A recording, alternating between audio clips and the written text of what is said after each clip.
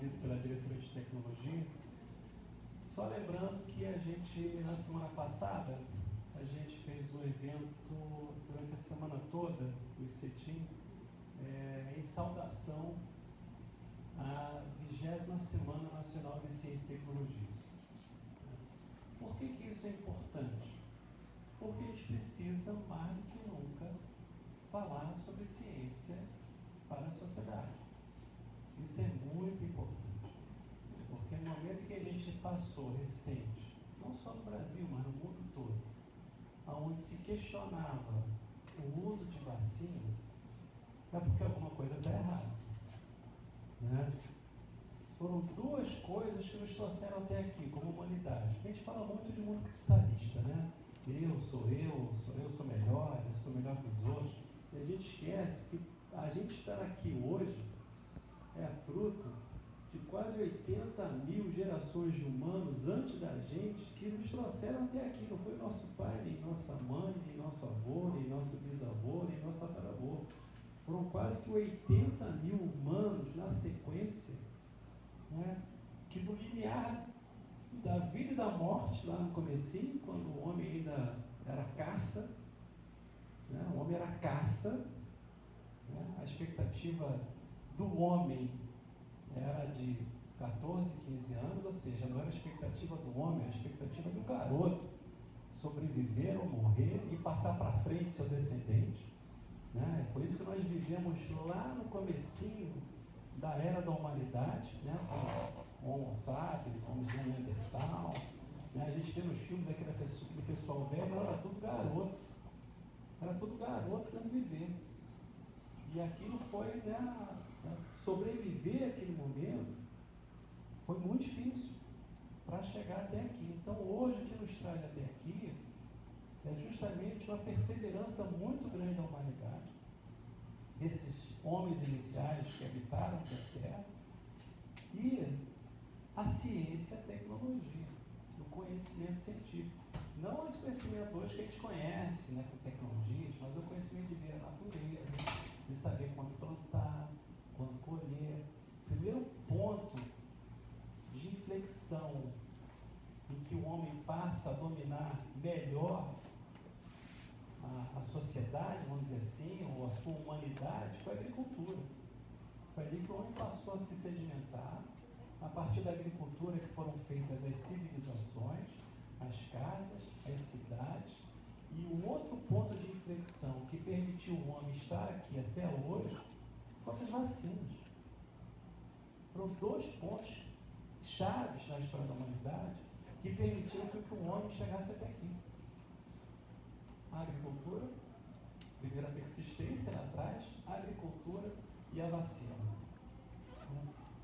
E a vacina mais recente por conta, né, da organização do processo científico, da organização do pensar, observar, testar e validar. E aí, recentemente, a gente se descobre, em algum momento, né, negando todo esse conhecimento científico e, acima de tudo, negando o que nos trouxe até aqui como seres humanos.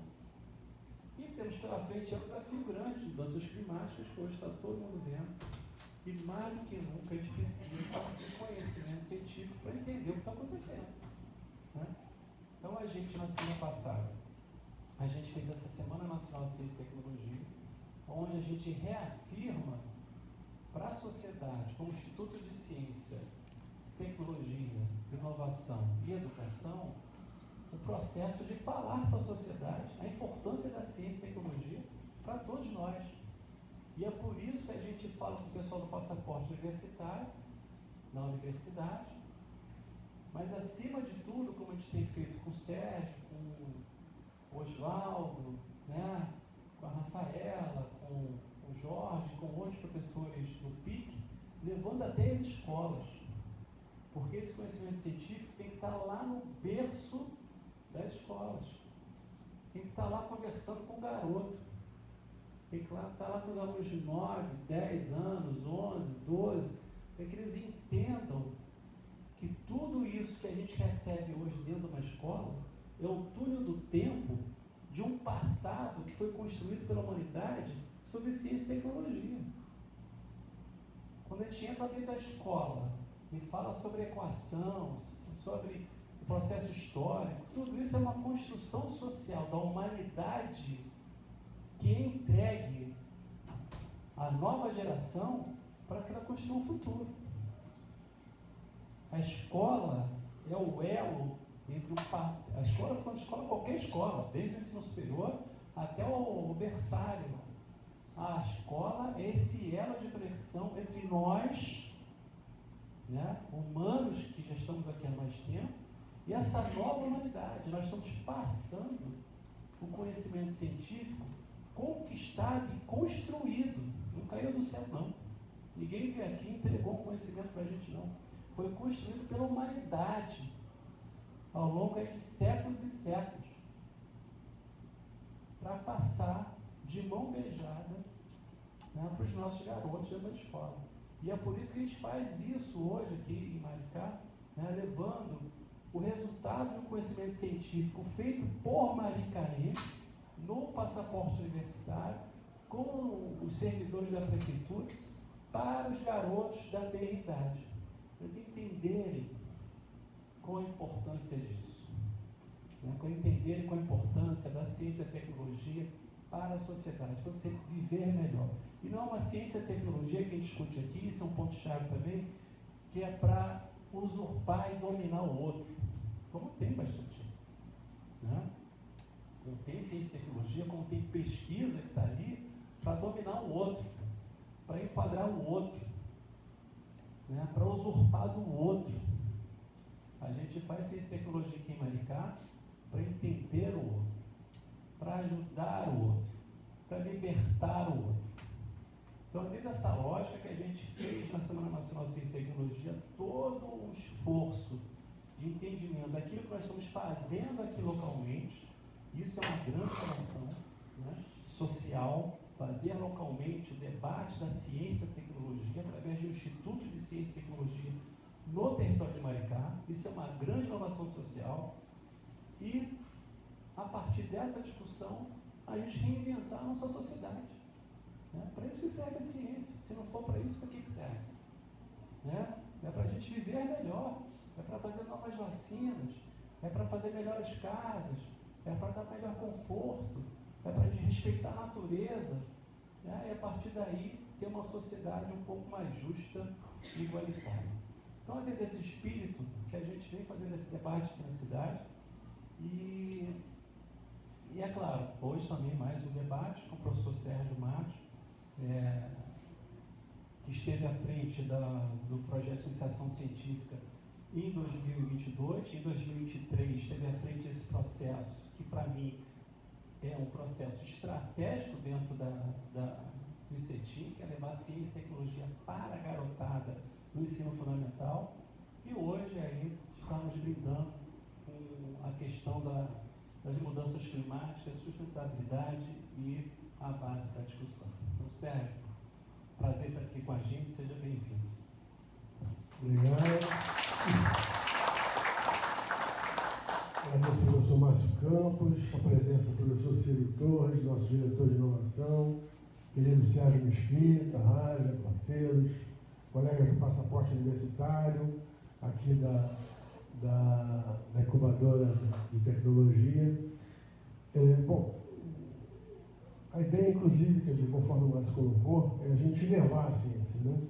A gente tem procurado expandir um pouco esse projeto, a gente deve ter reuniões mais à frente, até com novas propostas que estão sendo feitas no último relatório desse ciclo de palestras, e, inclusive, esse próprio evento, quer dizer, deu origem a uma proposta de programa chamado Papo PIC, né? O Papo do Programa de Iniciação Científica, que foi inspirado pela professora Rafaela, que tem alguns orientandos que estudam a questão climática, que vão estudar a questão de mudanças climáticas, então ela perguntou se a gente não poderia falar sobre o assunto. Está aí, professora, vamos ver se a gente consegue passar pelo menos o que são as bases da discussão, né? Acho que o principal é isso, é que não se coloque aí uma coisa definitiva, até porque é um assunto de uma complexidade muito grande, se tratando de meteorologia. Começando logo, a gente enxerga a questão do efeito estufa, quer dizer, que o planeta possui naturalmente, né? O lado esquerdo nos mostra esse efeito normal, a chegada da radiação do Sol na atmosfera e a sua distribuição. Resumidamente, o lado direito mostra a intensificação das emissões de gases do efeito estufa, potencializando, né, esse cobertor que o planeta possui e, em tese, concorrendo para o aumento da temperatura.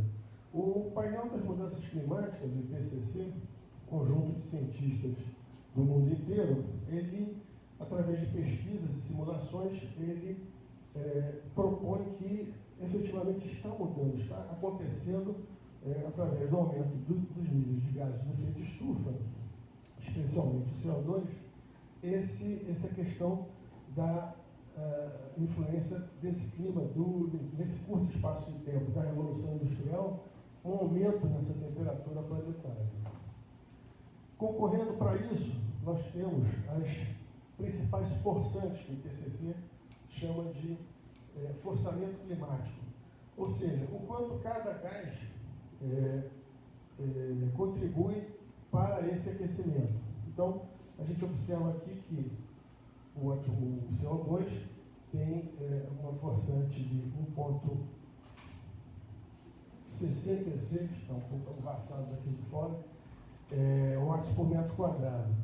Mais à frente a gente vai chegar a apontar que a radiação que chega no topo da atmosfera do planeta é equivalente a 1.368 watts por metro quadrado. É uma constante. Então, a cada gás você tem essa forçante, no caso do CO2 com maior intensidade, depois o metano e os outros gases, né? O ozônio troposférico contribuindo para o aumento da temperatura em 0,35 e, no caso do estratosférico, está um pouco mais acima, contribuindo para um esfriamento, que seria o feedback negativo, né? E tantos outros. Um detalhe que eu quero só apontar, que também mais à frente a gente vai ver, é que o IPCC ele não considera a variação da radiação solar como sendo significativa. Ele coloca apenas como 0,12 watts por metro quadrado a importância dessa variação da radiação solar que chega no topo.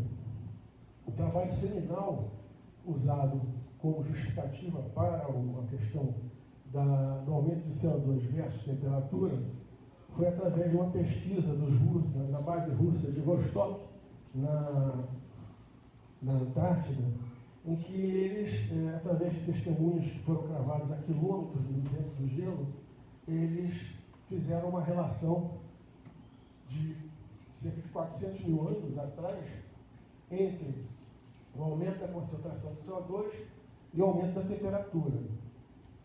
De uma forma geral, você olha, parece que quase que são equivalentes ambas as curvas, né? Ou seja, justificando que o aumento do CO2 ao longo do tempo, ele sim correspondeu ao aumento da temperatura do planeta. Aí vamos começar a ver o contraponto, né? O professor Molion é um climatologista da Universidade das Alagoas, cientista bastante renomado, faz parte também do PCC. Ele diz que a temperatura do passado interglacial, né, ela, na verdade, parece ter sido maior do que deste interglacial, né? Ou seja, nós estamos falando de períodos de 10 mil anos, mais ou menos. Enquanto a concentração do CO2 ficou abaixo de 300 partes por milhão de volume. Ou seja, ele, através da curva, enxergando a curva em detalhe, ele mostra que entre um interglacial passado e o atual, a concentração de CO2 estava abaixo de 300 partes por milhão, mas a temperatura estava acima, né? Essa é uma das questões que ele questiona. Outra coisa também é que a análise das bolhas de ar nos testemunhos de Vostok, elas estão ali há centenas de milhares de anos, né? 400 mil anos. Então ele questiona a integridade dessas bolhas dentro do testemunho. de certa forma, é até bastante razoável, né? Citando a difusão de gases, né? Pressão e intervalo de tempo para o aprisionamento dessas bolhas. E aí, com certeza, comprometendo a qualidade desses registros. Então, essa é mais uma crítica que se faz ao que seria a base da discussão do aquecimento global. Além disso, ele acha que o forçamento constituído pelas nuvens e aerosóis para o albedo do planeta também é mais significativo. O albedo a gente vai ver um pouco mais à frente, quer dizer, é a energia que é refletida, a energia solar que chega e é refletida pela atmosfera do planeta e por todos os componentes até chegar à área da Terra. Outra coisa também que desempenha um papel importante é o sistema oceano-atmosfera. Quer dizer, sabe-se que a atmosfera, na verdade, ela é aquecida por baixo, não por cima, né, pelos raios. Enfim, ela é aquecida pela radiação infravermelha que ela devolve para a atmosfera. Né? E o atmosfero e o sistema oceano-atmosfera cumpre um papel muito importante nessa questão da atmosfera para o clima global. O aumento da temperatura dos oceanos diminui a capacidade de armazenamento de CO2, que também atua como principal regulador desse gás na atmosfera. Ou seja, se você tem o oceano aumentando a temperatura, ele está liberando mais CO2 na atmosfera. Aí nós temos o primeiro contrassenso que eu aponto, a questão do aumento da temperatura dos oceanos versus a acidificação. Fala-se em aumento da temperatura do oceano e, ao mesmo tempo, fala-se em acidificação dos oceanos. Isso parece um contrassenso, porque a acidificação pressupõe uma concentração maior, né, de gases nesse oceano.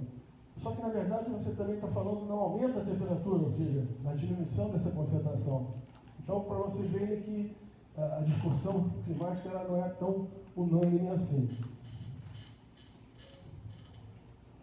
Outra coisa que se coloca também o Molion atua, que é o programa Cloud, que investiga os raios cósmicos, que ao chegar na atmosfera do planeta, eles aumentam a concentração de núcleos de concentração, partículas higroscópicas que intensificam a formação da chuva, né, das gotículas de água, e a formação de nuvens, consequentemente, contribuindo para mais o albedo, ou seja, aquela reflexão que a gente vai ver de forma mais ilustrada mais adiante. A crescente concentração de núcleos de condensação, com o aumento das nuvens baixas, né, contribui para o aumento do albedo, levando então ao feedback negativo que a gente chama em relação à questão do esfriamento do planeta e não do aquecimento. O Sol, como principal fonte de energia, né, conforme eu havia dito, ele chega ao planeta, né, 1.368 watts por metro quadrado, que é a constante solar, que pode ser a maior ou menor em função de um máximo e de um mínimo solar. Essa produção, então, varia de 0,20% a 0,29% em função desse máximo e mínimo, chegando uma variação de 2,7, podendo chegar a 4 watts por metro quadrado entre um máximo e um mínimo solar. E aí está uma das questões principais dessa questão do esfriamento e aquecimento. O efeito do albedo. Então está bem ilustrado aqui a energia que chega ao planeta 100%. Né?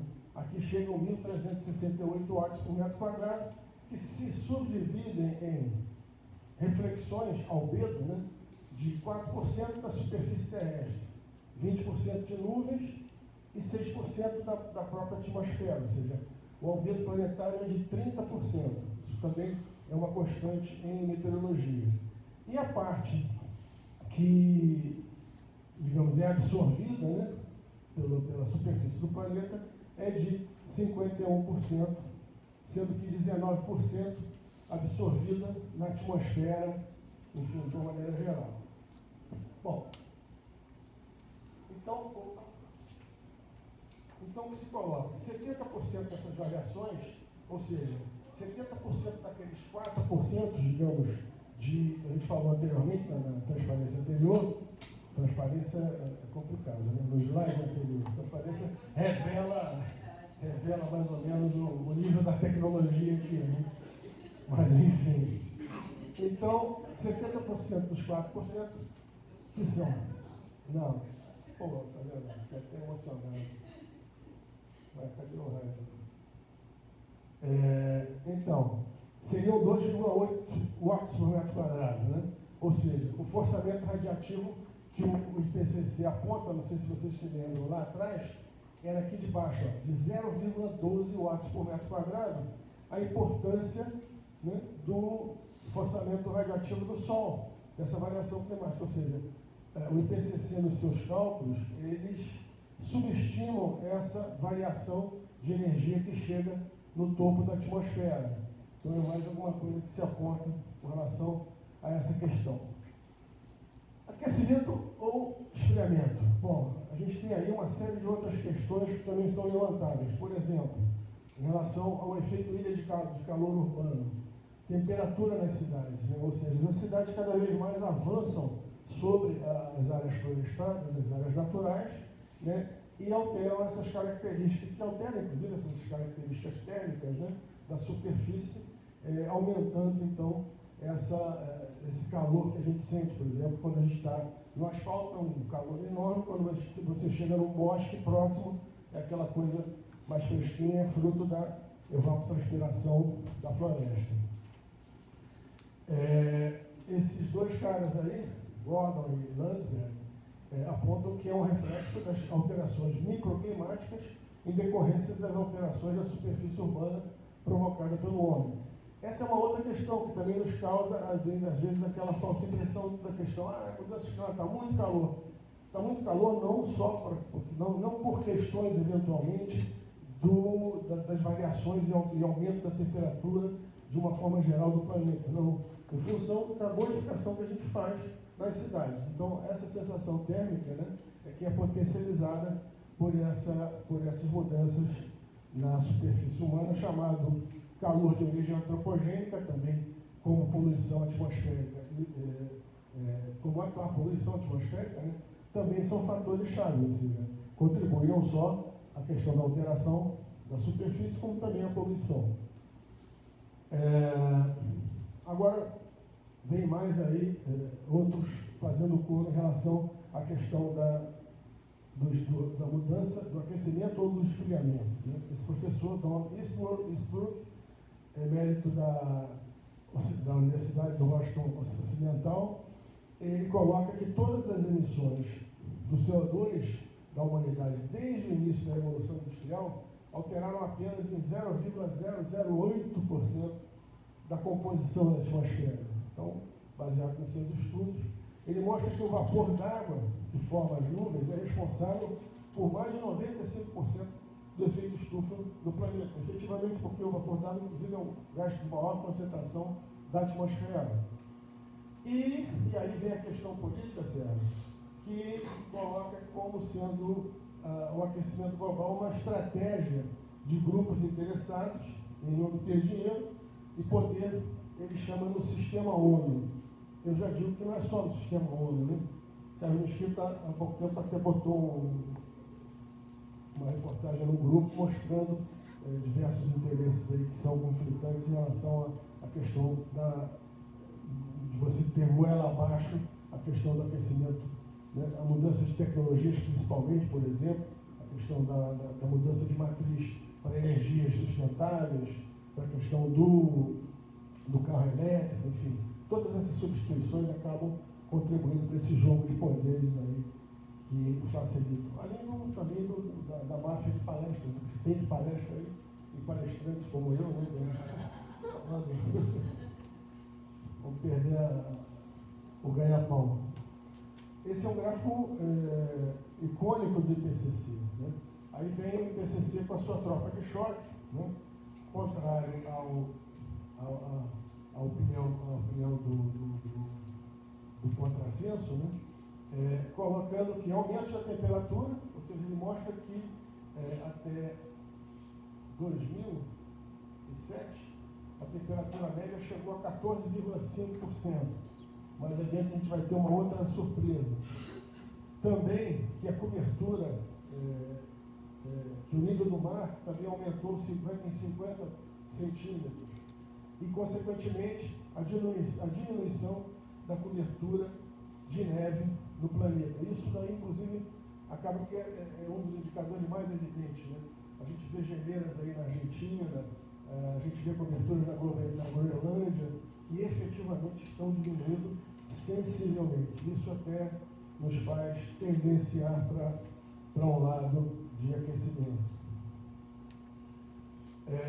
Essa é a questão que também mostra que, mesmo diante daqueles testemunhos que mostravam há 400 mil anos atrás a concentração de CO2, nada chegou a esse ponto, como vem chegando, aí como foi esse gráfico do NOAA, né, do Instituto Oceanográfico dos Estados Unidos, mostrando a concentração de CO2 na atmosfera do planeta, né, chegando a ultrapassar os 400 ppm, né, chegando quase a 420, 2001, por aí, mais ou menos. Agora, tem uma outra questão que se coloca, que as pessoas acabam querendo associar também ao aumento do aquecimento global, coisa que nada tem a ver, efetivamente, por incrível que pareça, que é a questão do El Niño. O El Niño, quer dizer, como a gente sabe, né, pela questão de área, né, o Oceano Pacífico é a região que mais recebe energia, né, do Sol do planeta. Então, essa energia acaba se concentrando aqui nessa área do Equador. O que acontece? Né? Em tempos normais, os ventos amisos de sudeste ou de nordeste, eles empurram, né, essa água quente na direção da Ásia, provocando a Ásia Índia, provocando as monções, né? E aí fica tudo normal, né? O negócio descarrega lá em cima dos indianos, né? Mata lá um monte de gente, mas essa seria a questão normal em relação ao aquecimento do Pacífico. Sem se saber ainda como, nem porquê, né, em determinadas épocas, né, essa temperatura aumenta de meio grau e aí esses ventos amisos diminuem e não empurram mais, né, essa massa quente aqui na direção oeste. Ao contrário, pela própria rotação da Terra, né, ela se aproxima aqui do hemisfério americano.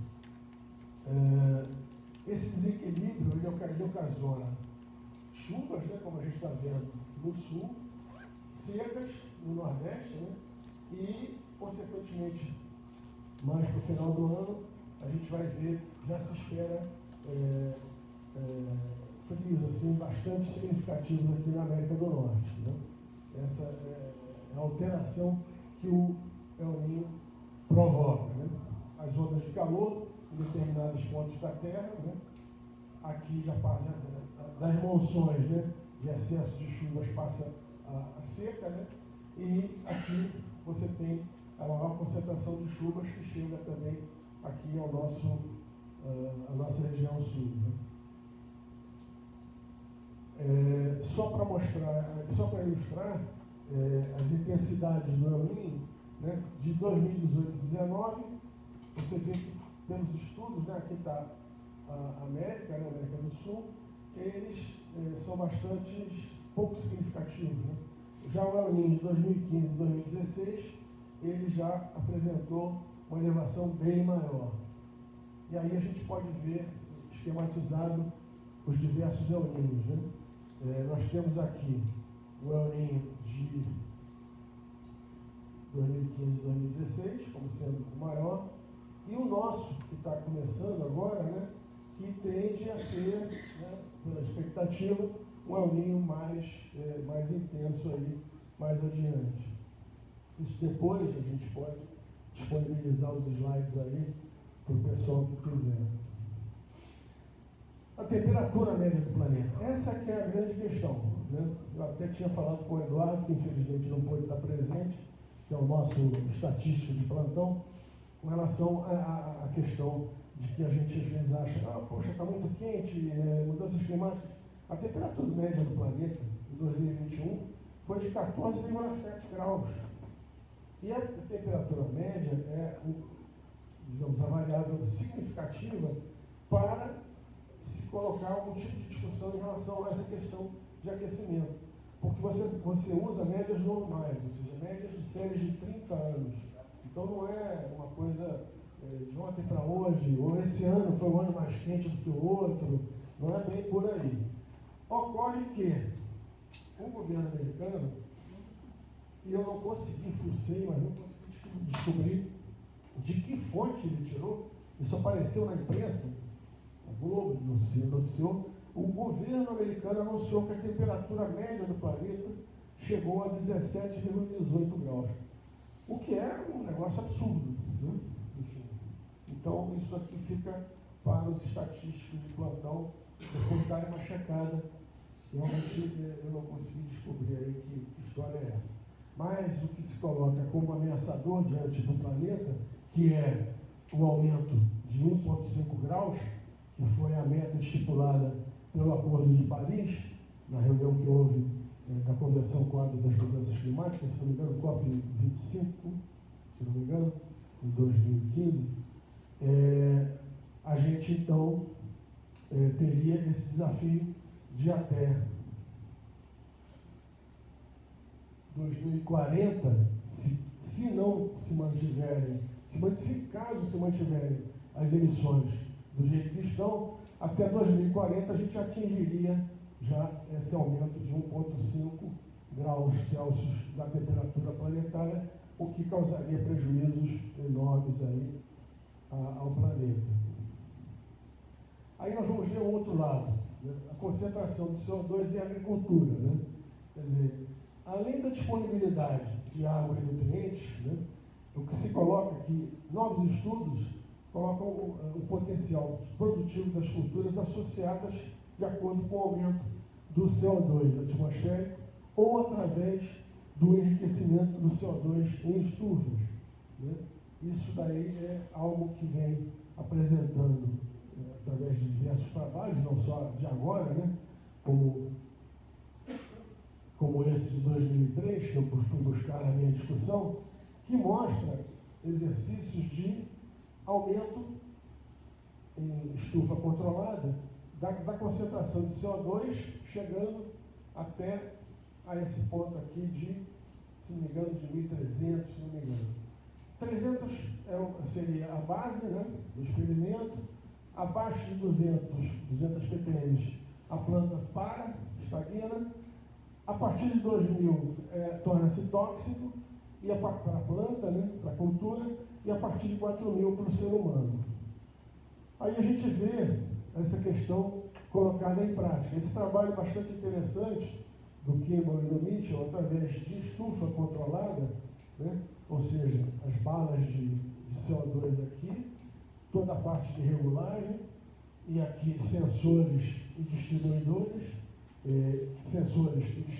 de gases, né, mostrando que em 1.000 microlitros por litro, ou seja, em 1.000 ppm, né, que a equivalência é 1 para 1, o aumento médio foi de 64% na produtividade de tomate. Eu achei interessante que eu fiz esse trabalho em 2010 e agora eu venho a trabalhar no Instituto que tem um experimento com tomates em estufa, né, que seria bastante apropriado para a gente fazer pesquisas aí no pessoal do tomate. Então, um aumento médio de 64% na produtividade de tomate, com níveis normais de fertilização, ou seja, não muda a parte de água, irrigação, fertilização, apenas a concentração. A concentração de CO2 de 1.300 ppm aumentou o peso por fruta de 24%, quer dizer, também bastante significativa, né? Para essas condições, os mesmos autores observaram um acúmulo de 58% de matéria seca, o que significa que aumenta também o sequestro de carbono pela planta. Quer dizer, é uma proposta bastante interessante aí, que depois a gente encaminha aí para a diretoria de inovação. Quer dizer, tentar fazer um experimento nas estufas que a gente possui aí no tomate do Brasil.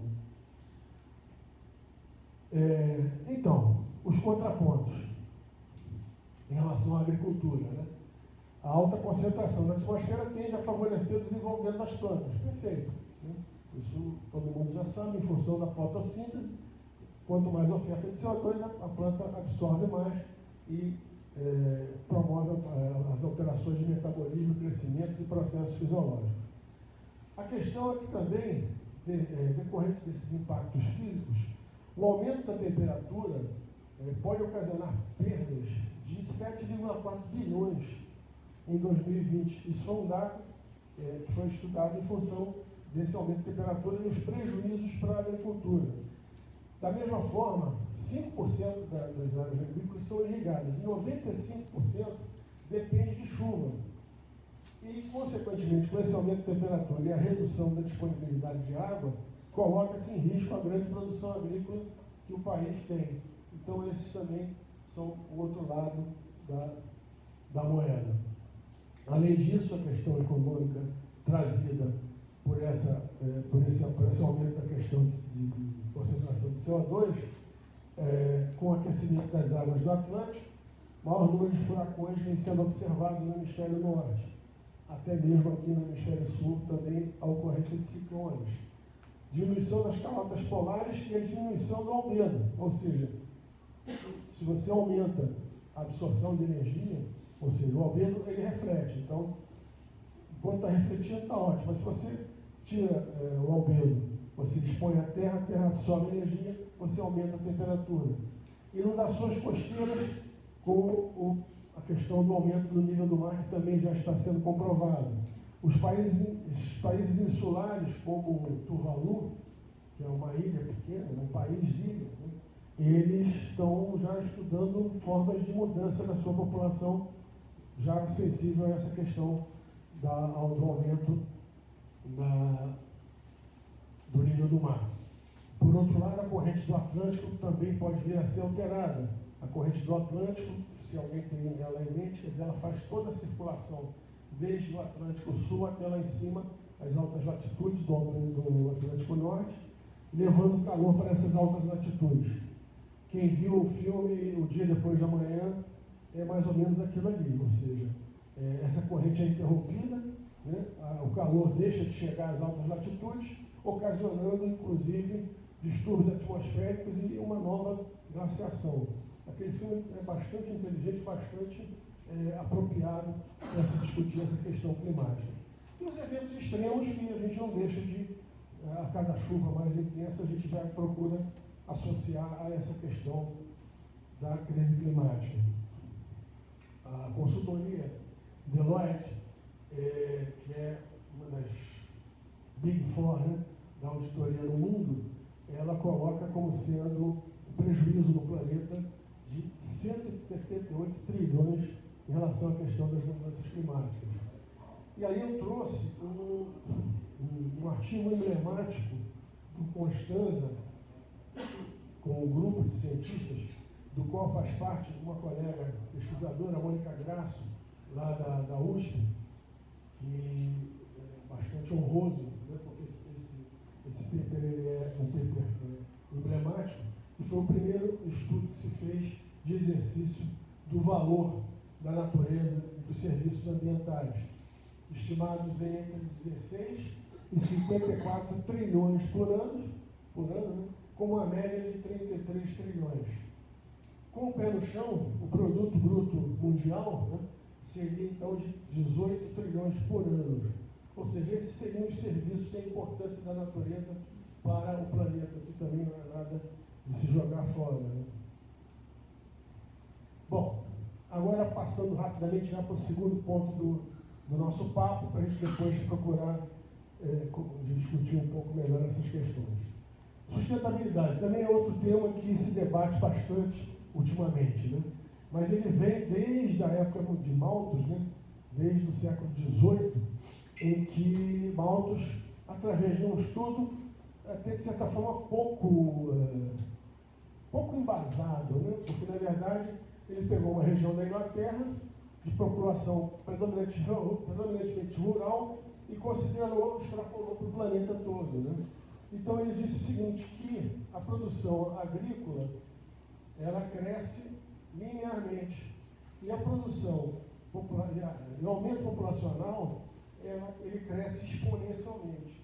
Então, em apenas alguns anos, né, algumas décadas, digamos assim, ele previa que haveria uma escassez de alimentos em função dessa disparidade entre produção de alimentos e população.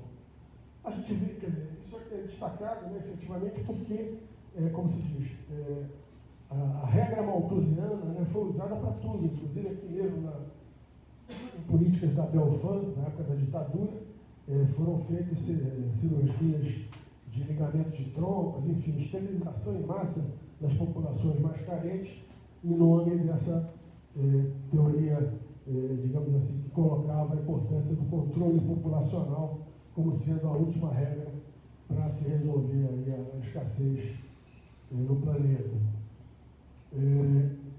Em função, depois, o evolutivo de tantos impactos ambientais, como principalmente esse, do desastre ecológico da Baía de Minamata, onde uma fábrica jogava mercúrio na Baía, o que aconteceu? Começou a acontecer que os pássaros vinham voando e vinham de cara para os prédios, né? Pum, batia de cara, e o pessoal achava estranho, ou seja, perdiam completamente a noção.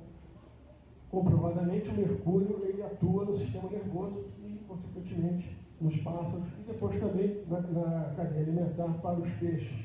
Isso daí provocou a realização da Conferência de Estocolmo, em 72, que foi a primeira conferência sobre o meio ambiente. Essa conferência tem aspectos interessantíssimos. O professor Alceu Magnanini, pai de uma amiga de mestrado, estava presente, infelizmente já falecido. Ele dizia que o Delfim Neto, que era o nosso ministro da Fazenda na ocasião, ele andava pelos corredores da conferência dizendo assim: tragam a sua poluição para o Brasil. Ou seja, a coisa ficou meio esculhambada aí nessa. Mas foi um marco em relação à questão de reuniões ambientais. Logo a seguir, logo após, apareceu também um outro grupo nessa vertente malthusiana, através do Clube de Roma, publicado por Meadows e outros, chamado Os Limites do Crescimento, propondo crescimento, inclusive crescimento zero para a economia. Eles, através de computações, de projeções, gráficos, enfim, modelos, eles mostravam um crescimento exponencial da população e do capital industrial como ciclos positivos, que originariam logo a seguir ciclos negativos representados pelo esgotamento de recursos naturais, poluição ambiental e fome. Eles eram conhecidos como zeristas, que previam o esgotamento dos recursos naturais em 4 gerações.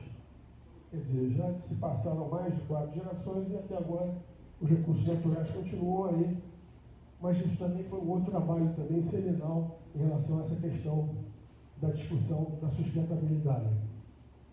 Tivemos depois, nesse meio tempo, a crise econômica global em função da atuação da OPEP, né, suspendendo a comercialização, buscando forçar o aumento de preço do petróleo.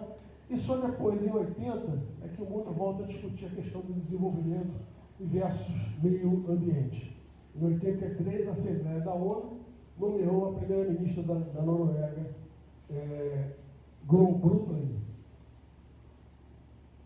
para uma comissão no sentido de estudar, no sentido de estudar esse assunto. Então surgiu aí o relatório Brundtland, também conhecido como Nosso Futuro Comum, que trouxe, digamos assim, a primeira, praticamente, pelo menos a primeira considerada, né, pela academia, definição sobre a questão da sustentabilidade, né? Ou seja, através desse relatório ela procurava conciliar desenvolvimento e preservação do meio ambiente, né, trazendo esse primeiro conceito de desenvolvimento sustentável que determinou as discussões da nossa ECO 92, ou da Rio 92. O que dizia, todos já devem ter ouvido falar de alguma forma, que o desenvolvimento sustentável pode ser definido como a satisfação das necessidades da atual geração, sem comprometer a capacidade de satisfação das necessidades das gerações futuras. É muito bonitinho essa definição, né? É muito interessante. É realmente que legal, vamos então preservar as necessidades das gerações futuras, fazendo regime, né? Buscando melhores relações com a natureza. Eu nesse trabalho também venho e discuto essa questão da sustentabilidade, que na verdade ela tem a ver com a questão do ecossistema, principalmente em relação à questão, não é só você chegar e dizer, não, vamos preservar. Não, você tem que ter uma capacidade de suporte de mudanças ligadas à biodiversidade e ao equilíbrio dinâmico desse ecossistema. Por exemplo, a relação predador-presa, né, o lince versus a lebre, né, um exemplo clássico também em estudos ambientais, mostram que no próprio ambiente, essa dinâmica do ecossistema, ela se autorregula, né? Ou seja, a população de predadores, ela diminui quando a população de presas é baixa, né? E aí, com relação à diminuição da população de predadores, a população de presas aumenta. E quando ela aumenta, a população de predadores também aumenta. E assim, sucessivamente, num ciclo de regulação que mostra, quer dizer, essa efetivamente é a importância do equilíbrio dinâmico dos ecossistemas que deve ser acrescentada a essa sustentabilidade. É uma coisa bem mais objetiva. É a sustentabilidade ecológica que evita as consequências globais e locais dessa redução para a indústria de bens e serviços ambientais. Ou seja, quando você mexe nesse equilíbrio dinâmico, você mexe também como se diz, na forma saudável do ambiente, né? Fugiu a palavra aqui agora, mas, ou seja, de forma que o ambiente fique mais ou menos saudável em função dessa conservação e dinamismo econômico. Aí vem acho que o pessoal do PT antigo lembra, né? Lixe Vieira, grande amigo meu. Hein? Bom, desculpe, foi mal, realmente. O PT, jovem há mais tempo, fica melhor. Lixe Vieira é um grande amigo, né? Professor nosso do mestrado, primeiro deputado verde. Né? Ele vinha no contraponto, né? Ele dizia, não, é muito ingênuo esse conceito de que vamos preservar para as futuras gerações.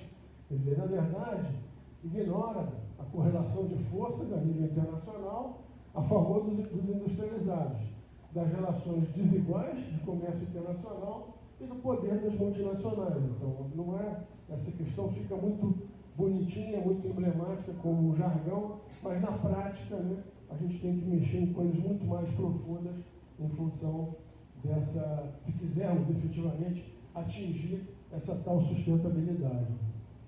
Essa é a questão clássica, né, da definição do que é sustentável, como sendo a interface entre o ecológico, o econômico e o social, que todos já estão bastante cansados de saber. Muito obrigado.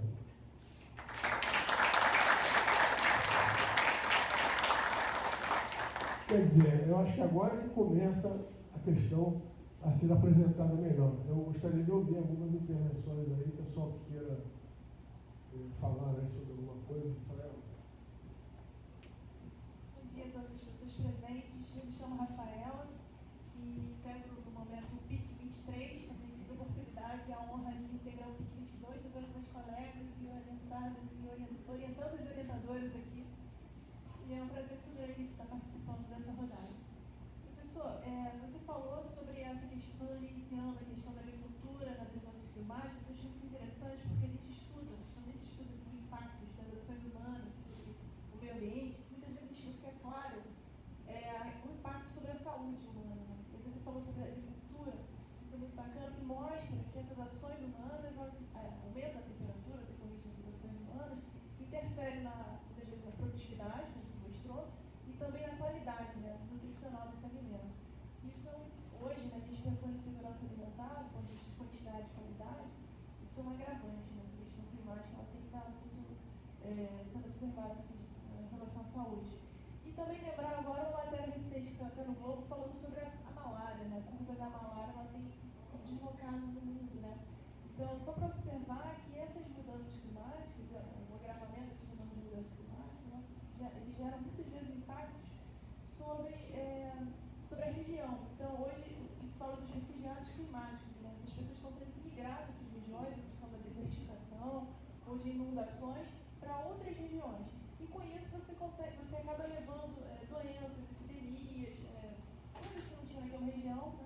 Em decorrência desse movimento migratório, desses refugiados climáticos. Então, essa questão de saúde é muito interessante, a gente está abordando isso nesse trabalho do PIC, em relação às mudanças climáticas com a saúde. Mas eu ia te falar sobre, minha pergunta é sobre, relacionado ao mercado de carbono, né? A gente está vendo agora a Comissão de Meio Ambiente do Senado aprovou recentemente uma proposta, um projeto de lei que regulamenta o mercado de carbono obrigatório no Brasil. Até então nós só tínhamos um mercado voluntário. E o Brasil já tem uma experiência no mercado voluntário, né, com a assinatura do protocolo de Kyoto. O Brasil foi voluntário, houve alguns projetos de mecanismo de desenvolvimento limpo, mas não teve muito avanço também, né? O Brasil teve uma venda de crédito de carbono, que é conhecido que as empresas faziam isso, mas não decolou muito. E agora nós estamos entrando no mercado regulado, né? O projeto ele segue para a Câmara, né? Deve seguir antes da COP28, que vai acontecer em Dubai agora no final de novembro. A gente deve ter alguma notícia em novembro. Mas como é que você vê essa questão do mercado regulado? Porque tem muitos desafios, né? A questão da tributação, a questão de como é que isso vai ser um ativo financeiro para a empresa, esse título, esse crédito, ele virá um ativo para a empresa. O próprio agronegócio ficou de fora do mercado regulado, né? O agronegócio é o segundo maior agente emissor de gases de efeito estufa, né? Só perde para o manejo florestal, a gente tem englobado de desmatamento, né? Com 49%, o agropecuário com 25% das emissões. Nesses desafios, como é que você tem enxergado isso, né, no mercado obrigatório, no mercado regulado de carbono, a comercialização, e trazendo também para a nossa realidade, Maricá, né? Se Maricá está pensando em alguma coisa de repente de mercado, de voluntário, de títulos, de imposto verde, não sei, como é que isso está sendo visto aqui no município.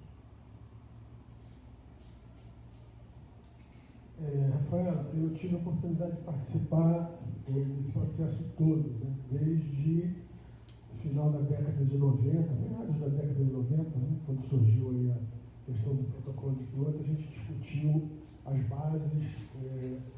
Eu, do lado do movimento ambientalista, eu buscava que as florestas em pé deveriam gerar crédito de carbono, e do lado dos tecnocratas prevalecia o entendimento da adicionalidade. O que prevaleceu no protocolo de Kyoto, escrito por um professor que chegou a ser meu orientador na USP, o professor Gilvan Meira Filho, prevaleceu a adicionalidade, ou seja, os projetos para crédito de carbono somente valeriam dentro das Nações Unidas se ele gerasse adicionalidade, ou seja, se você tivesse uma floresta que estava degradada, tinha uma data limite, se não me engano, não sei se era 98, alguma coisa assim, não me recordo agora, mas que poderiam ser implantados projetos cuja linha de base seria sensivelmente alterada com projetos de geração de crédito de carbono. Agora, inclusive, já se discute através do RED que seja mantida as florestas, que as florestas em pé também gerem crédito de carbono. Então, essa já é um ganho positivo. Outra questão é que as normas rígidas, inclusive na minha tese eu mostro o caminho, né? Cheguei inclusive a fazer um projeto para submeter à ONU. As regras são muito rígidas, principalmente para a submissão, definições de linha de base, como também para o monitoramento. Por isso daí um pouco números, apenas o projeto Plantar, eu me lembro que eu cheguei a visitá-lo, que era você substituir a madeira que era usada do cerrado por florestas em pé. E aí veio o boom da plantação de eucaliptos, né?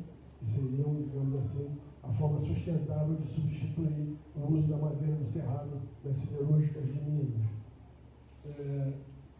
Chegando à questão do que foi, digamos, a explosão das discussões de sustentabilidade, de mudanças climáticas, essas coisas todas, no bojo veio as propostas de greenwash, que é o chamado, né, lavagem verde, né, em relação a propagandas de cunho ambientalistas, que nós preservamos, nós temos crédito de carbono.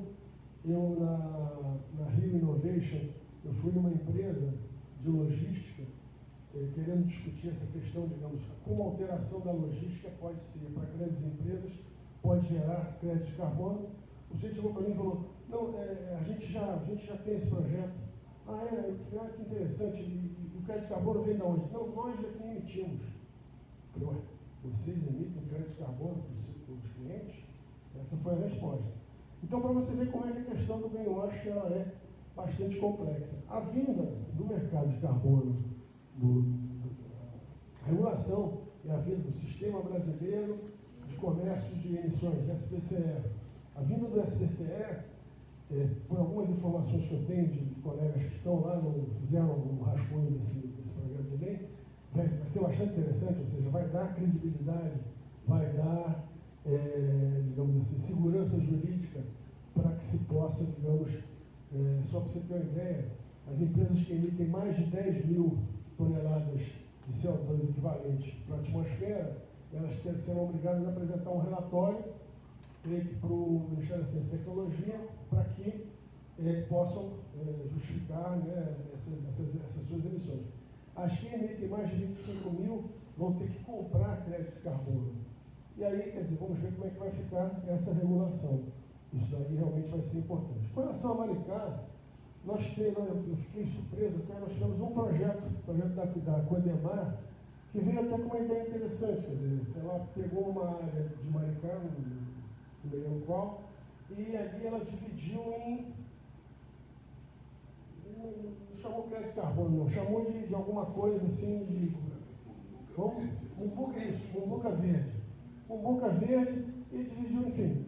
É uma iniciativa interessante, né? Mas, com certeza, dá uma certa, foge, né, a regra, digamos assim, de você fazer a regulação, né, de você efetivamente calcular quanto está sendo sequestrado e não simplesmente você dizer, não, olha, o Mumbuca verde está valendo, acho que era R$100 e poucos, uma coisa assim. Mas, enfim, eu acho que é louvável e também cabe aqui agora, também a nós, ao ICETIM, de repente, nos debruçarmos aí, após a regulação desse mercado, para ver o que a gente pode fazer, inclusive com a ajuda de vocês e do seu trabalho, que eu acredito muito que possa vir a trazer contribuições nessa área. Em relação a isso, bom dia, eu sou professora do IFE, me chamo Elaine. Em relação a essa questão do ICMS verde, né, a gente vai ter que, por exemplo, fazer um programa, né, na verdade, de educação ambiental, que Maricá não tem. Esse também é um dos gargalos para Maricá se tornar uma cidade resiliente, né?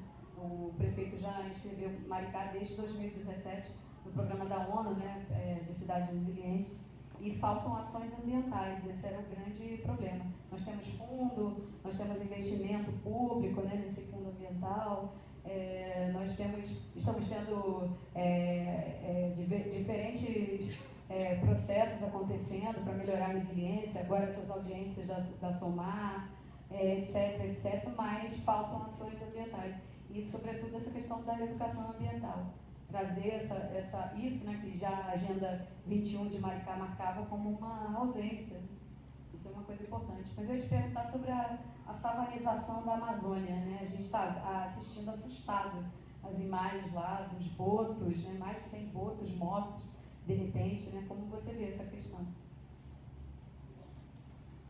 Oi, Elaine, primeira questão. Eu acho que o que falta a Maricá é um esforço coordenado. Porque Maricá tem, inclusive logo quando eu vim para, acho que foi a primeira bolsa que eu tive aqui, eu fui buscar informações sobre a questão do ICMS verde e acabei descobrindo que Maricá já recebe ICMS verde, já tem todo o trabalho, todas as... Poderia receber mais se tivesse problema. Não, e veja, eu acho que essa que talvez seja a grande questão que impacta a questão ambiental. Não é só aqui em Maricá, não. Isso aí em todo lugar, Niterói, enfim, por onde é o Brasil inteiro, é a questão do personalismo. A questão ambiental, ela tem que ser multidisciplinar, não adianta. Tem que ser a Secretaria da Cidade Sustentável, o IFE, o ICETIM, Secretaria de Saúde, ou seja, tem que se montar um pool de governo para que se possam, digamos, levar adiante ações que são ações que envolvem todas as secretarias, quer dizer, não pode sair, não tem que ser o protagonismo, tem que ser Aí começa a complicar, porque aí entra a questão política, vereador, prefeito, enfim, deputado. Mas eu acho que a gente consegue chegar lá. A questão da... Uma secretaria do clima que resolveria, digamos... Niterói criou essa secretaria, só que também ficou na mão ali da panelinha, enfim. Mas a questão da savanização da Amazônia, na verdade, ela não tem a ver com essas secas de agora, não. As secas de agora são questões até que podem ser associadas a uma manifestação do El Niño. A savanização da Amazônia se dá do centro-oeste para cima, ou seja, sul da Amazônia. Ou seja, com o avanço da agricultura, do agronegócio, de uma maneira geral, da pecuária, né? Efetivamente, existem ameaças assim que chegam alguns cientistas a dizer que se chegar a um determinado ponto, né, seria irreversível, ou seja, a floresta não teria capacidade de recuperação. Enfim, são mais esses... Agora, eu acredito que esse governo, inclusive, vem trazendo, e até através desse governo, em eras passadas, é que se conseguiu preservar bastante. Tem uma política ambiental muito interessante. Eu acho que agora conseguiram equacionar a manutenção da Marina no governo, né? E não simplesmente dar um telefonema e dizer tchau. Vamos lá, galera. E essa região está aquífera para mim.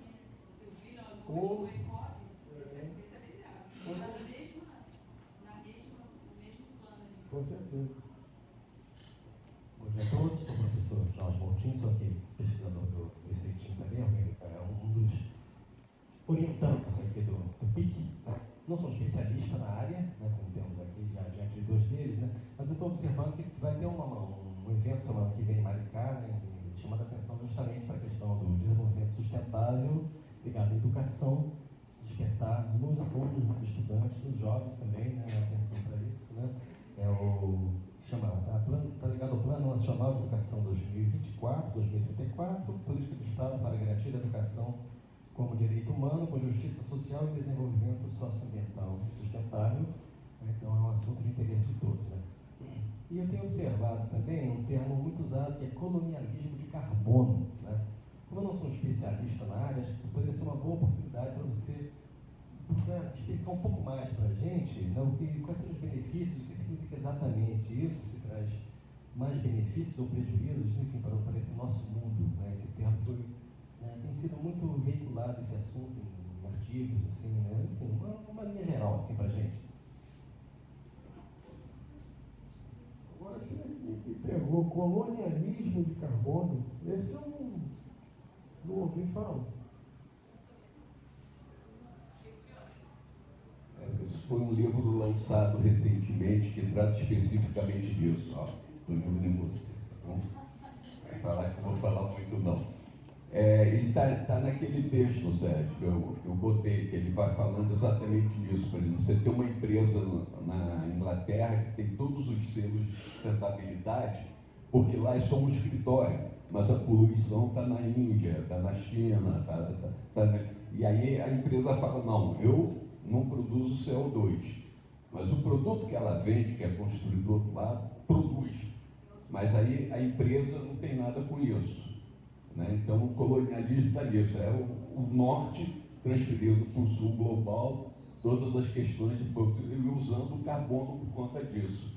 E aí, só para reforçar o que você falou ali no final, o falecido Eduardo Campos tem uma frase interessantinha, né? Mas a frase é interessante até hoje, né? Sustentabilidade não é uma caixinha no governo, ela tem que estar em tudo que o governo faz. E aí a questão da interdisciplinaridade, se não for interdisciplinar, você é uma caixinha que não vai resolver problema nenhum. Ou todo mundo faz ou ninguém faz.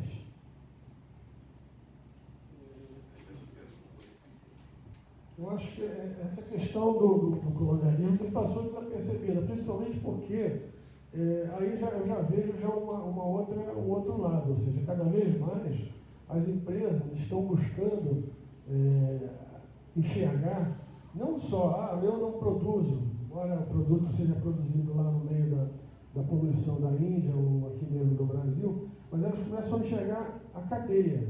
Eu mesmo tenho uma proposta de certificação ambiental que envolve não só as atividades da empresa, como também a sua cadeia de fornecedores.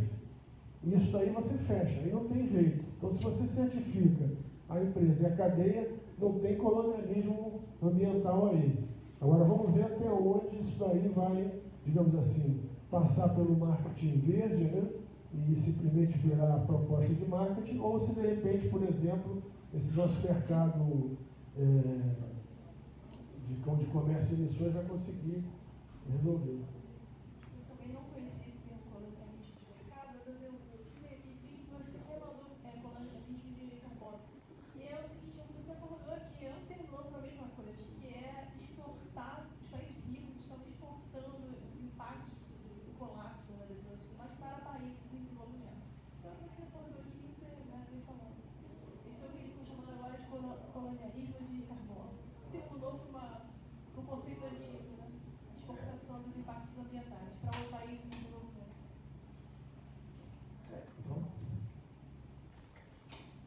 Bom dia a todos e todas, Ciro Torres, professor Ciro Torres, e agora diretor de inovação do ICETI, com muito prazer e muito orgulho. Meu parabéns, professor Sérgio, sua palestra nos traz informações muito boas e duas questões. Uma não ia perguntar não, mas quando entrou, eu acho que deve ser, como a companheira falou, esse novo termo para uma velha discussão.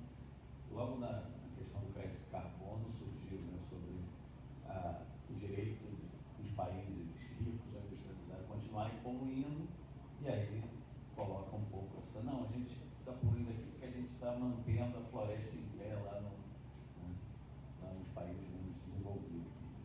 E aí passa também por toda essa discussão do greenwash, né? Que aí a gente vê essa discussão, como você falou, de uma empresa de logística, dizer que não, está tranquilo, nossa logística é verde. Por quê? Porque a gente provavelmente ele compra faz aquele investimento igual as locadoras de carro.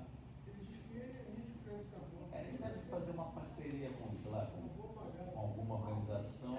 Ele deve fazer alguma parceria daquelas de compensação de crédito de carbono, né, como as locadoras. Pague R$2 a mais, você fica com a sua consciência tranquila, e ele deve fazer isso para os clientes. Não, seus quilômetros rodados estão compensados porque a gente contribui ali no projeto que é floresta. É a mesma lógica, né, de você continuar poluindo, não muda estruturalmente, né, não tem nada de sustentável nisso, é só uma questão de dar essa imagem dele. Eu queria colocar um ponto lá no início, quando você coloca a discussão aquecimento ou resfriamento, né? E aí, claro, a gente tem toda essa discussão científica, técnico-científica, que esbarra numa discussão política, né? Que a gente vê os Estados Unidos por um lado, China, por outro, entrando nessa discussão. Não, mentira, aquecimento global, mentira. E aí você tem embasamento científico para falar as duas coisas, está aquecendo ou está resfriando. E do ponto de vista, acho que, aí puxando a brasa para a questão política, para a disputa de poder, eu nas palestras e aulas de graduação, pós-graduação, tenho resolvido isso com mudanças climáticas e extremos climáticos. Então, eu não vou entrar na discussão que eu não tenho nem capacidade técnica para, como você colocou, professor, do aquecimento, do resfriamento. Mas quando a gente pega dados, principalmente do pós-guerra, nitidamente essa questão do aumento das emissões de CO2 e o registro aí dos extremos climáticos, nessa mudança climática afetando as cidades, na questão do nível do mar, do derretimento das calotas, e trazendo implicações práticas para a questão socioeconômica. Então, as pessoas mais vulneráveis, os excluídos climáticos, né? Hoje já se fala em racismo ambiental, excluídos climáticos, uma série de termos que têm sido cunhados, porque os efeitos estão aí, né? São visíveis desses extremos climáticos. Então, eu costumo usar sempre, para fugir aí de uma discussão técnica que eu não domino, mudanças climáticas versus extremos climáticos. Né? É uma solução quando eu falo com empresa, com alunos. Né?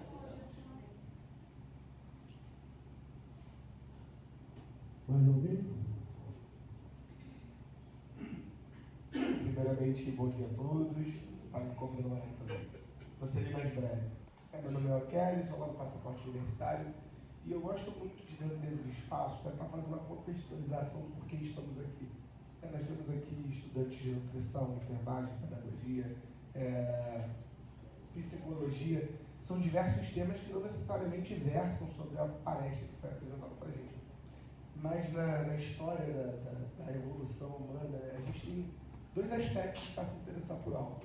Ou a gente tem uma forte pressão social de convívio, por exemplo, fui criado por uma mãe professora e um pai professor. Então tem uma forte tendência a escolher algo voltado para essa área do educar, do cuidar, do zelo pelo outro. Ou experimentando novos espaços. Essas são as duas formas da gente conhecer, através de experimentação ou através de um convívio mais íntimo. Durante toda a palestra foi abordado temas que eu nunca ouvi falar na minha vida. Me envergonho por nunca ter escutado, estar com 28 anos, mas agradeço por estar dentro desse espaço hoje aqui, dentro da academia, dentro da universidade, e tendo a possibilidade de me interessar por isso. Então, muitas das vezes, para a gente que está aqui, que não somos de cursos afins, fica muito distante essa discussão. Mas absorva esse experimento, essa oportunidade de ouvir o professor Sérgio como uma experimentar algo novo para você testar. Se você tem a capilaridade junto com isso, se você tem uma como é que eu vou explicar agora, mas uma facilidade, né, ou um interesse, se desperta o interesse pelo que está sendo falado. Entendam todas as palestras que a gente participa com isso. E o Sérgio trouxe no começo algo muito importante, que é a popularização do conhecimento científico. E que pode ter passado desapercebido, porque foi na abertura da fala dele, né, junto com o outro professor que também fez. E nós, enquanto membros da academia, né, popularmente hoje chamados universitários, mas membros de uma academia, é para isso que nós estamos dentro da universidade. Para aprender e, além do aprender, para disseminar essa aprendizagem, a sermos profissionais mais adequados, melhores do que os que nos formaram, sempre buscando a melhoria da nossa sociedade.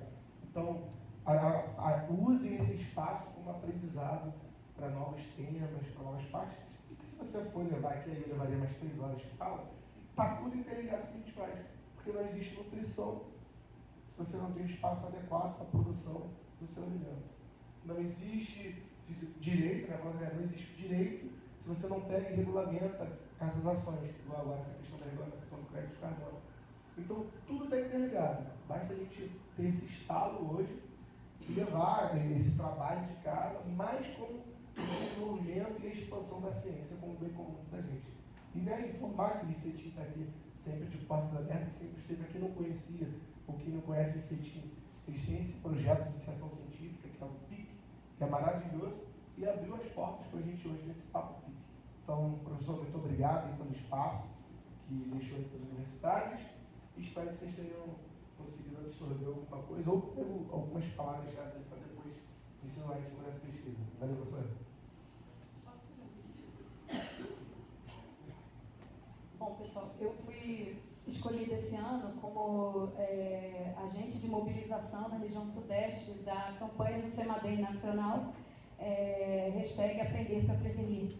O CEMADEM foi criado, né, depois daquele desastre terrível, né, a gente falou de eventos extremos, aquele desastre que acometeu a região serrana, Friburgo, Petrópolis, e foi criado então o Centro Nacional de Monitoramento e Alerta de Desastres Naturais. E eles vêm fazendo ano a ano uma campanha que é a educação voltada para a prevenção e diminuição de riscos de desastres. Então, eu gostaria de fazer um pedido, né? Como mobilizadora, eu queria que, se vocês pudessem assinar um termo de autorização de uso de imagem, o ICETIM poderia inscrever essa ação como uma ação de mobilização, que é uma ação importante, falando de mudanças climáticas, falando de eventos extremos.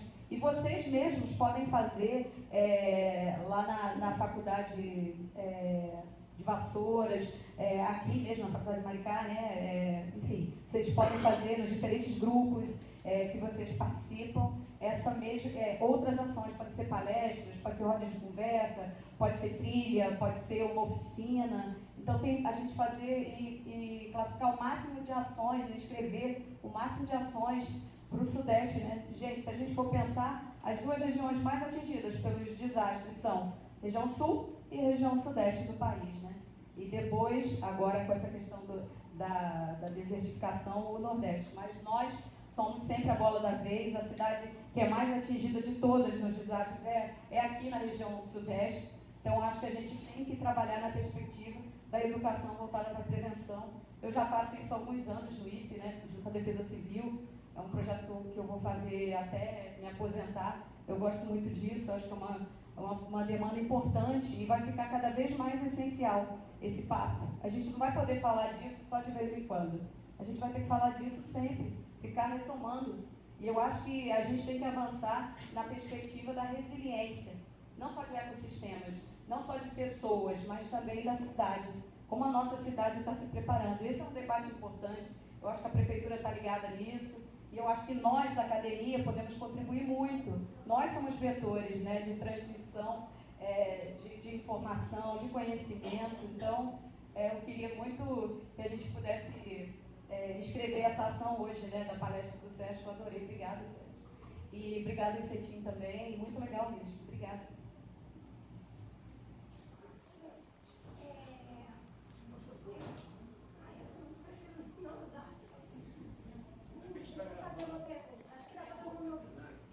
Está gravando, está gravando. Desculpa. Bom, a minha pergunta é a seguinte: eu sou estudante de veterinária, mas eu também sou fisioterapeuta, bióloga, e eu gosto muito do meio ambiente. E na aula, na faculdade, outro dia, eu tenho um professor que ele é biólogo com mestrado em veterinária. A gente estava conversando sobre os carros elétricos.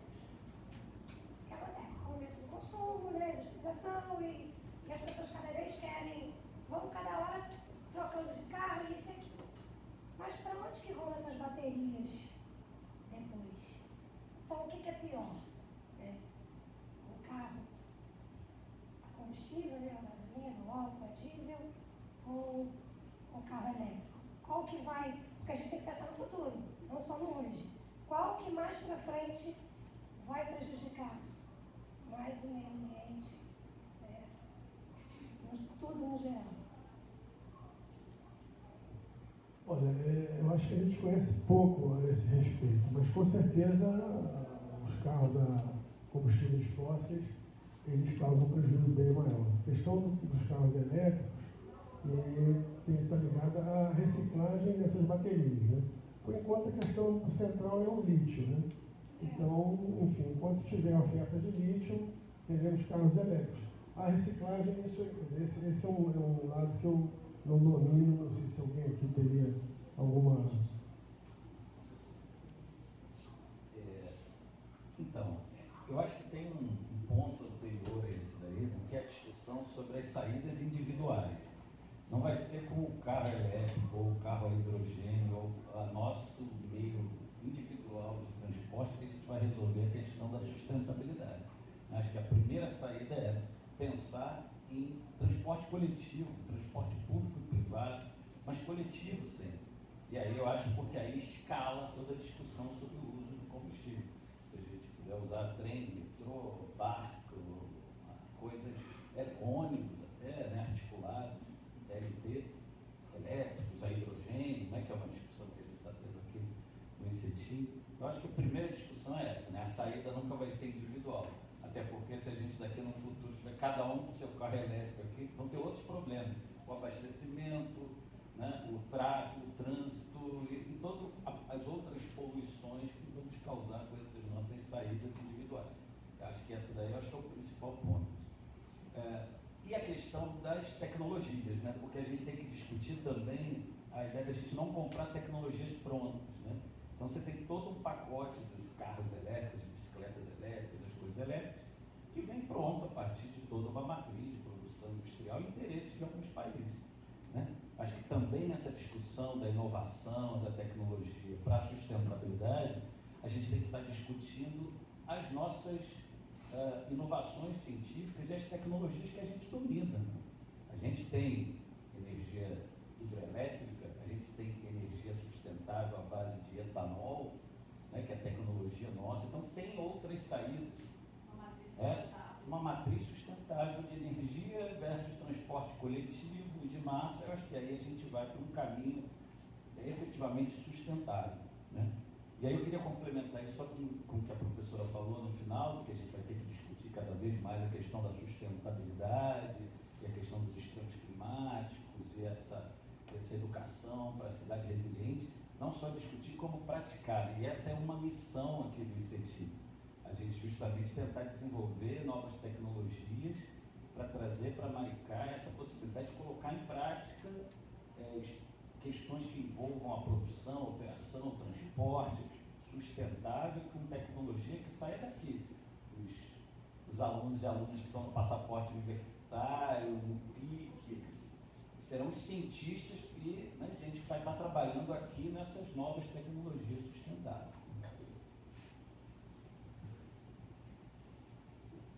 Bom dia, sou Renata, sou pesquisadora aqui do ICETIM, né, da Diretoria de Inovação Científica, e também atuo nessa área da sustentabilidade, né, junto com outros colegas aqui.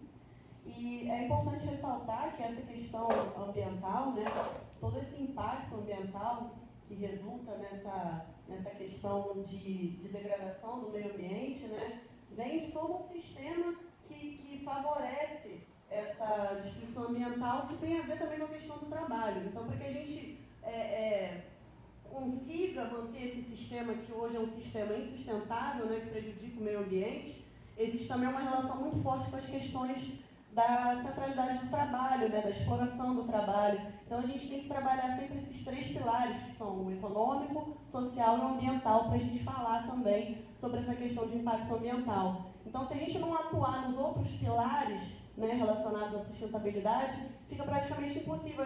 Torna-se o greenwash, isso tudo que a gente conhece, e que acaba não impactando nas questões ambientais, na preservação do meio ambiente.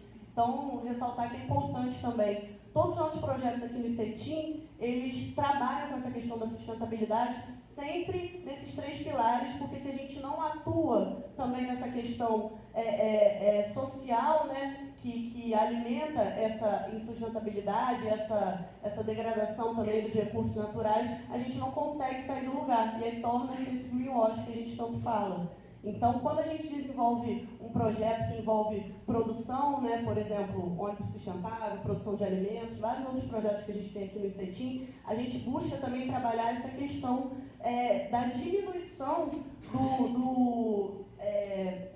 da produção, né, para que a gente consiga também diminuir a utilização desses recursos naturais e, consequentemente, também regularizar essa questão do trabalho, né, tudo que envolve essa questão da sustentabilidade. Então, a gente só falar de meio ambiente, impacto no meio ambiente, tratando as questões climáticas, né, não é o cerne da questão quando a gente fala sobre a sustentabilidade. Então, é sempre importante trabalhar também questões econômicas, sociais, para que a gente consiga, né, trazer um ambiente mais sustentável, né, nessa questão da produção, do mercado e tudo mais. Perfeito, professor. Eu acho que essa questão do trabalho que você colocou é fundamental, principalmente à luz agora dessas novas tecnologias, né? Inteligência artificial, machine learning, enfim, isso tudo aí que vai efetivamente movimentar. A ideia que o professor colocou, com o raciocínio, em relação à questão de privilegiar o transporte público, isso é fundamental. De repente, as cidades, por exemplo, como Maricá, aqui no centro deveria ser proibido o carro. Você só poderia se locomover através de bonde, de vermelhinho, de bicicleta, enfim, uma coisa mais concretamente sustentável. E principalmente também o que o professor Márcio Campos colocou no início, quer dizer, a importância de a gente levar a ciência nessa linha que a Renata colocou, você levar essa informação, não só a questão ambiental, mas a questão econômica, a questão social, você levar a ciência e tecnologia para a cidade, para o ensino municipal, não só para o ensino municipal, para as associações de moradores, enfim, procurar permear como um todo essa nossa sociedade de ciência e tecnologia, preparando ela, inclusive, para o pós-vir aí, dessa nova tecnologia que está chegando. Quem queria falar? Olá pessoal, bom dia. Meu nome é João. Estou um pouco nervoso aqui para falar com vocês, mas dá um microfone aqui. Eu sou do Passaporte Universitário também. Estou fazendo engenharia ambiental na Estácio. A gente está com um projeto, desenvolvendo um projeto na disciplina que é Engenharia, Sociedade e Sustentabilidade. E no meio da sustentabilidade que o senhor falou, eu senti um pouco assim da falta da gente falar um pouco sobre o descarte correto de resíduos, que gera também, né,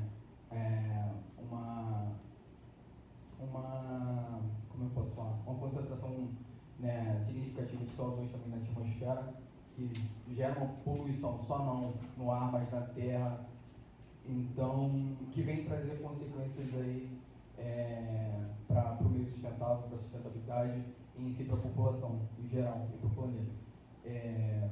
Tivemos aí alguns fatos de, no Brasil, tá vindo lixo de outros países, aí surgiu algumas matérias aí que a gente tem que mandar voltar para o país de origem.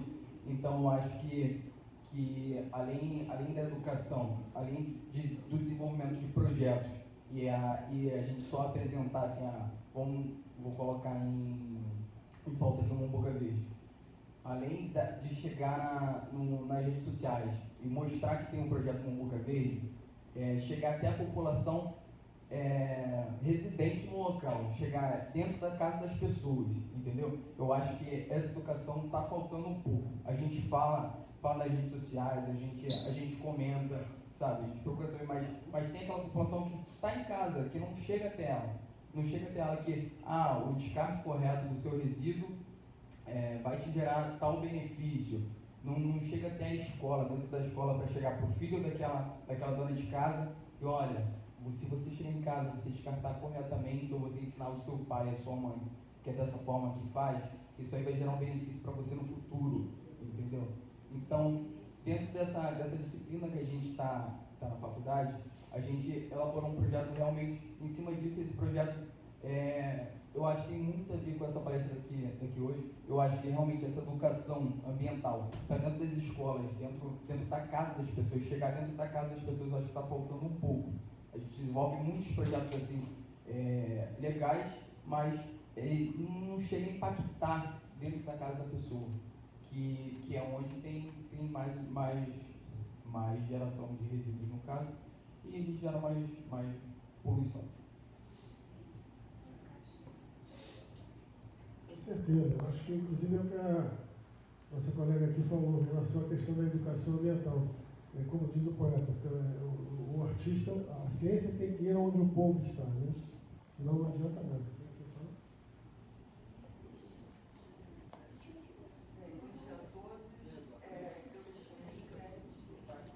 Eu me chamo Elisete, sou do Passaporte Universitário, né? E sou aluna do Serviço Social, estou no 7º período. Participei do PIC 22, né? Do Eixo Sustentabilidade, onde nós conversamos, pesquisamos, né? Sobre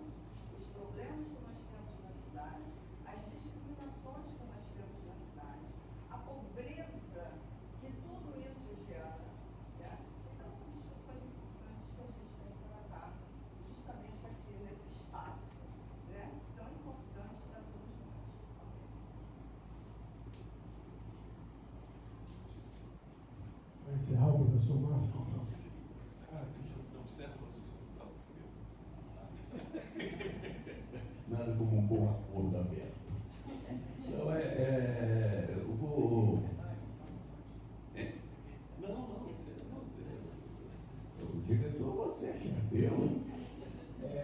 Isso é uma matéria que o pai falou ali, não se faz curso de nutrição, você é direito, né? Mas você deu um exemplo de nutrição.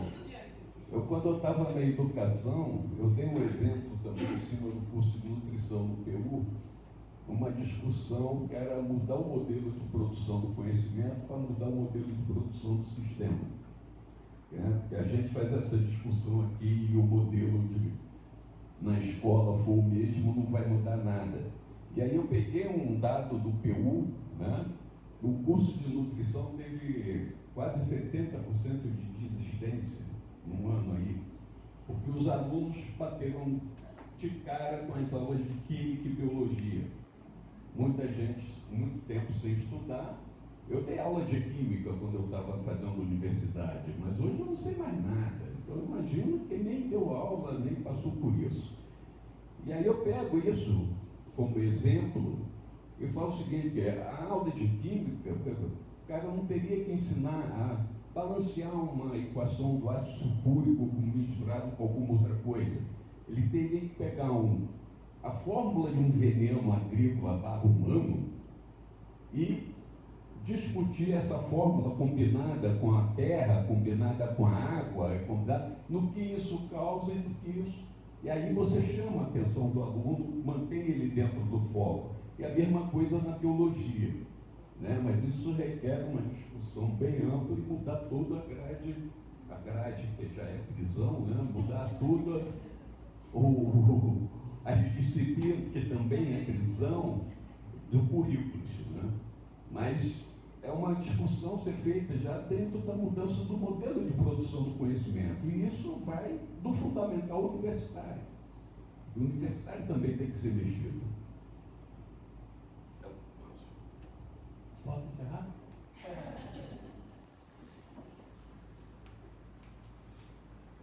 Eu queria agradecer aqui ao professor Sérgio pela palestra, pelo debate, os debates são sempre bons.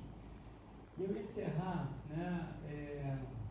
O Sérgio encerrou praticamente para mim, porque a gente precisa mudar a lógica econômica que a gente vive, né? O Sérgio estava correlacionando o CO2 com crise climática e tudo mais. Essas são as variáveis que você vai correlacionando. Uma delas é o modelo econômico, né? O modelo capitalista, que está aí há 200, 300 anos, né? E se correlaciona exatamente com esse modelo de desgaste da terra, porque encontra na terra um recurso, como se estivesse fora dela, né? Como se as empresas, os donos do poder, estivessem fora daqui, a tal ponto de valorizar tudo é valorável, inclusive os serviços terrestres. Isso não tem valor. Pode botar o valor que você quiser ali, não tem valor, porque não tem outra terra. Se não tiver isso, não tem gente aqui. É simples assim. Então não tem como você fazer um cheque e transacionar, como o capitalismo gosta de fazer, né? A todo custo, tudo tem valor. Só que nem tudo tem valor. Tem coisas que são invaloráveis, como a terra. Então a gente tem que mudar a lógica da forma de fazer economia, né? Botando o homem, né? A sociedade, né? A terra no centro desse debate. Não dá para ficar pensando só no meu lucro maior e os outros que se danem, que é a questão da exploração. E esse modelo, como o Sérgio comentou, e o outro Sérgio também apontou, ele vai desde o comecinho lá, a gente começa a competir desde criança. Vai competindo, quando nós devíamos estar cooperando com os outros. Porque no final das contas, todo mundo vai para o mesmo buraco, né? Então, essa é uma lógica econômica que tem que ser mudada. Aí vem a questão dos celulares, que as pessoas trocam a cada 6 meses. Né? Não adianta botar, eu concordo, não adianta às vezes botar o carro elétrico se você vai trocar de carro a cada 1 ano. Você está na mesma lógica de consumo, né? Se você não segue dessa lógica de consumo, e se você não segue da lógica que faz com que você trabalhe de forma alienada, boa parte da crise social, como alguém falou da saúde aí, pelo problema que a gente trabalha sem conexão com a realidade. A gente não trabalha olhando que aquele produto ou serviço vai ser usado pelo próximo ali próximo de você. A gente aperta um botão aqui para um cara comprar um equipamento lá do outro lado do mundo. Ou seja, a sua conexão de trabalho com a realidade é desconexa. Não há conexão. Você trabalha aqui para algo que você não sabe nem para que você vai ser usado. Você não vê diferente, quando aqui a gente está em Maricá, a gente consegue ver isso mais claro. Aquele cara do boteco da esquina, do armazém da esquina, você vai lá, compra com ele abre a loja cedo, educa a filha com aquela compra que você fez. Você tem uma conexão de trabalho e sociedade muito mais próxima. É diferente quando você está numa fábrica, faz um produto, e você produz ali e não sabe nem o que aquilo beneficiou e quem beneficiou.